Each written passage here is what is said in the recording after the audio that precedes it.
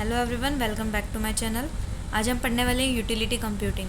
Last time हमने पढ़ा था ग्रिड कंप्यूटिंग।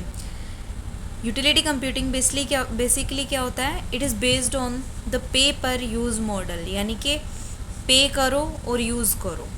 ठीक है, पे करो और यूज़ करो। फॉर एग्ज़ाम्पल, हम अपनी जियो सिम लेते हैं, एयरटेल की सिम है, ठीक है, तो उसमें हम रिचार्ज करते हैं। पहले रिचार्ज करो तो आप कॉल की सुविधा ले सकते हैं, मैसेजेस की सुविधा ले सकते हैं, यानी कि pay per use.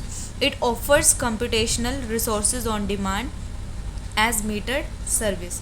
Grid computing, cloud computing and managed IT services are based on the concept of utility computing। जो भी ग्रिड कंप्यूटिंग होगी, क्लाउड कंप्यूटिंग है, और जितनी भी IT सर्विसेज होंगी बेस्ड होगी किस पे? यूटिलिटी कंप्यूटिंग में। आज जो चल रहा है वो यूटिलिटी कंप्यूटिंग चल रहा है, पे पर यूज़ मॉडल चल रहा है। ठीक है, इसके एडवांटेजेस क्या बन जाते हैं?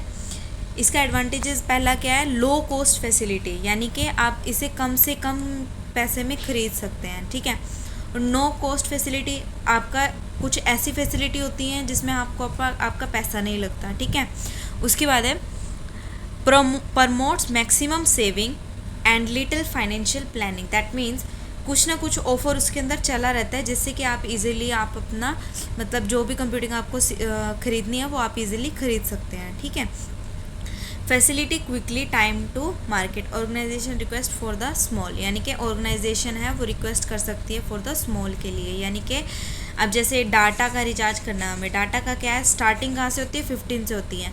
अब जिसके पास है ही 15 रुपीज़ के लिए बजट, तो वो 15 यानी कि फॉर स्मॉल के लिए वो क्या करता है? ऑर्गेनाइजेशन को रिक्वेस्ट कर सकता है। ठीक है, ज़रूरी नहीं है हमें सिर्फ डाटा के लिए हम दोबारा 249 का रिचार्ज करवाएं। ठीक है, तो ये फैसिलिटी भी हमें कौन प्रोवाइड करता है? यूटिलिटी कंप्यूटिंग प्रोवाइड करता है।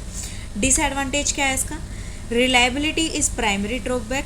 रिलायबिलिटी इसकी क्या है? ड्रॉबैक है। क्लाइंट दैट पे for the utility computing services may not service if the company runs in financial difficulties और हैज़ इक्विपमेंट प्रॉब्लम्स। तो इसका एकमात्र डिसएडवांटेज क्या है कि रिलायबल नहीं होता। जो रिलायबल इन द सेंस के कह सकते हैं, फॉर एग्जाम्पल कि जियो का आपने रिचार्ज करा रखा है और पीछे से ही क्या है, कनेक्शन फेल्ड है, तो वो मतलब फॉर एग्जाम्पल 7 दिन के लिए आप आपका 7 दिन के लिए क्या है, वो डाटा चल नहीं रहा है, तो वो जो 7 दिन का डाटा था वो क्या गया? आपका वेस्ट गया।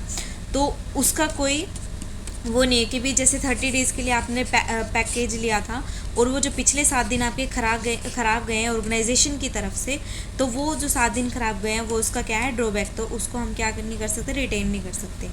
हैकर्स में भी टारगेट द सिस्टम, तो हैकर भी क्या कर सकते हैं? टारगेट कर सकते हैं सिस्टम्स को। ठीक है, तो ये हमारे सब क्या है? यूटिलिटी कंप्यूटिंग में आता है। नेक्स्ट है हमारे पास difference in cluster, grid and cloud computing.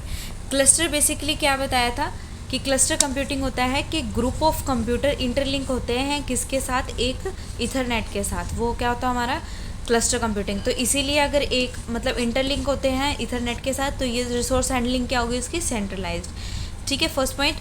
Grid computing में क्या होता था? टास्क था हमारा डिस्ट्रीब्यूट करते थे C1 C2 C3 के अंदर। ठीक है, तो उसकी रिसोर्स हैंडलिंग क्या होगी? डिस्ट्रीब्यूटेड। लेकिन क्लाउड कंप्यूटिंग में क्या आएगा? बोथ आ गया। तो resource handling is centralize as well as distributed. ठीक है, नो स्केलेबिलिटी। ठीक है, इसकी नो स्केलेबिलिटी है, यहाँ पे स्केलेबल है, और क्लाउड कंप्यूटिंग भी स्केलेबल है, यानी कि आप जितना डाटा स्टोर करना चाहते हो उतना आप कर सकते हो। किसमें? ग्रिड कंप्यूटिंग और क्लाउड कंप्यूटिंग में आप उसे एक्सटेंड भी कर सकते हो, लेकिन क्लस्टर कंप्यूटिंग में ऐसा नहीं है, इन टेराबाइट्स। ठीक है, अगर ये रिलायबल नहीं है, ये हाफ है, और ये फुली सपोर्ट है। रिलायबल इन द सेंस कि जब आपका डाटा लॉस्ट हो जाता है तो उसकी रिकवरी क्लस्टर कंप्यूटिंग के अंदर पॉसिबल बिल्कुल भी नहीं है।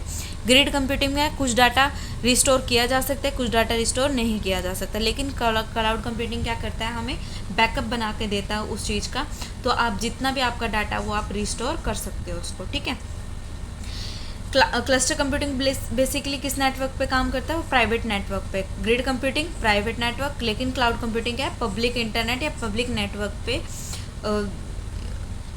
नेटवर्क पे बेस्ड होता है। ठीक है, क्लाउड कंप्यूटिंग। आगे है क्लस्टर है, जो क्लस्टर कंप्यूटिंग है वो हमें मनी मेकिंग के लिए हेल्प नहीं करती, और as well as grid computing में हमें मनी मेकिंग के लिए हेल्प नहीं करती। लेकिन जो क्लाउड कंप्यूटिंग है उसके अंदर क्या है? हम हेल्प करती है क्या, मेकिंग मनी। फॉर एग्जांपल हम एप्लीकेशंस बनाते हैं, कोई भी वेबसाइट बनाते हैं, जो भी हमारा डाटा होता है वो क्या होता है, रीस्टोर होता है, यानी कि स्टोर हो जाता है डाटाबेस के अंदर। वो सारा क्या किस में काम आता है, वो सारा क्लाउड कंप्यूटिंग का है, तो इसीलिए वो हेल्प टू मेक मनी। ठीक है, क्लाउड कंप्यूटिंग हमें हेल्प करती है मेक मनी में। सिंगल लार्ज टास्क साइज, इसमें क्या होता है, जो भी सोल्यूशन देता है, जो भी उसे रिजल्ट देना होता है क्लस्टर कंप्यूटिंग में, ये हमेशा लार्ज साइज को ही लेता है, लार्ज साइज टास्क को ही लेता है।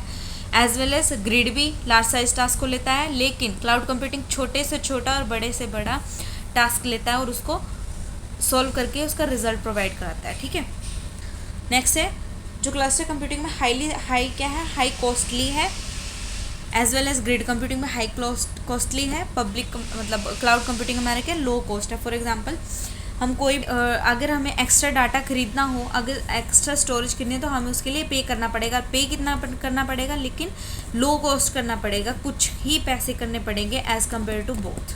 ठीक है, तो ये हमारा क्या होएगा, तीनों हो गए differences cluster, grid and computing. अब मिलते हैं नेक्स्ट वीडियो के अंदर। वीडियो अच्छी लगी हो तो लाइक करना, शेयर करना, एंड इसके पीडीएफ टेलीग्राम चैनल से मिल जाएंगे, उसके लिंक मैं डिस्क्रिप्शन बॉक्स में दे दूँगा। ठीक है, थैंक यू।